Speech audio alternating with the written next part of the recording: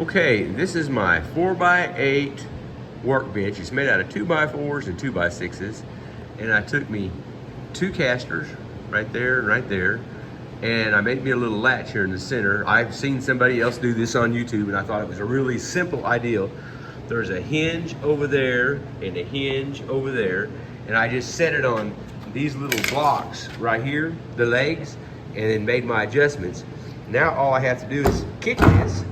Now it's on the ground and it won't move. It's using its own weight.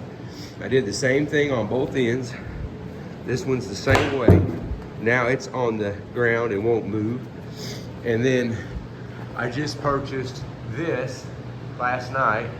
It's a little Harbor Freight winch. It's the smallest one they had. I think it was like 400 and something pounds, or if you double it, with the snatch box.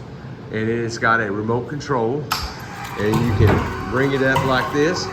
I'm 6 foot tall and I can raise it up higher than my head, and my shop ceilings are 12 foot.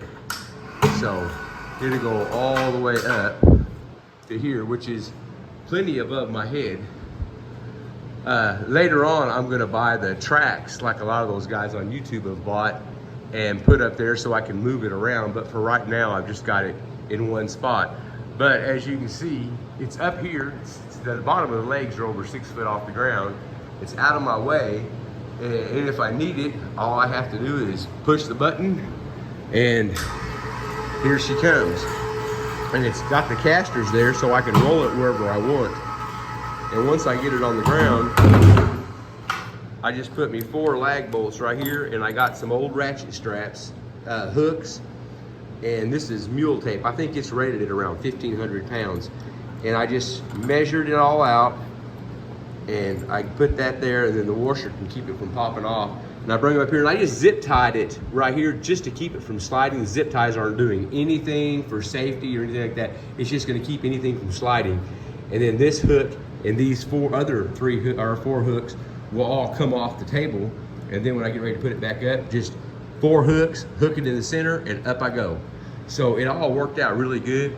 I've just got it hooked up to my light switch over there, so when my lights are off, so is the winch. And I don't know what this table weighs, but that's 3/4 inch thick plywood and a bunch of 2x6s and a bunch of 2x4s. And there's a 2x6 here, here, and here. And of course on each end and on each side. And then the legs are 2x6s and 2x4s.